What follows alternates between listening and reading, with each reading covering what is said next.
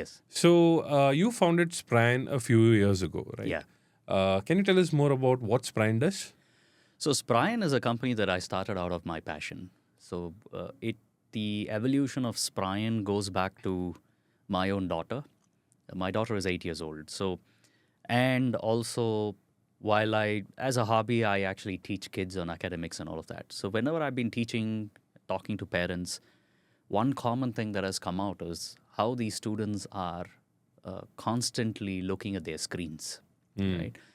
That is how Spryen came into existence.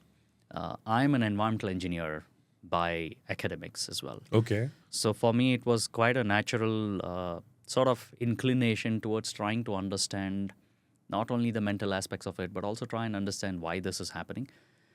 And I started looking deeper and deeper into it. And 2.5 years ago, then we decided that we should have a firm that is only focused on trying to reduce screen time and moderate digital habits. So that's how started Spryen. So this was formed in 2021, if I'm not wrong. That's right. Okay, great.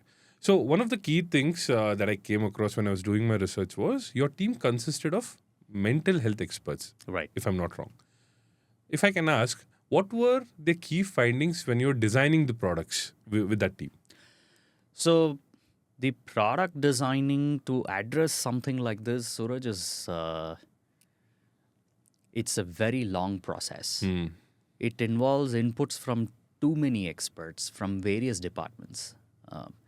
What we realized that we needed to have therapists, we needed to have counselors, we needed to have mental health experts to sort of talk into this. Okay. But I should not belittle the fact that along with them, this whole subject area is highly judgmental.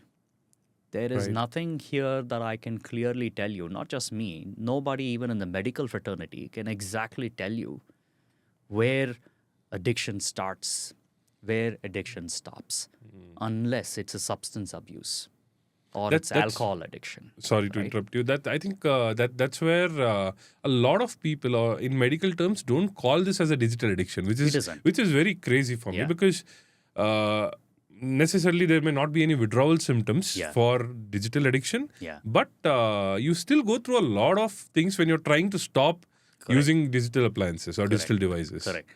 Pathways are very similar, Suraj. So coming back to your question, how did we end up designing the products? So the products had to be split into two different categories. So we've come up with a few products that help in breaking habits. Okay. Not necessarily in the digital realm. You could use them just to break habits. Right.